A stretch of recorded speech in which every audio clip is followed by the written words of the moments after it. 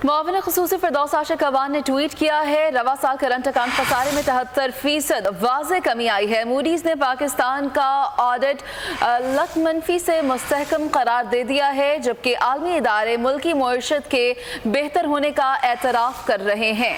अहम खबर आप तक पहुँचाएँ। मुआविन ख़ुसूसी फिरदौस आशिक अवान ने ट्वीट किया है, रवा साल करंट अकाउंट खसारे में 73% वाज़े कमी हुई है।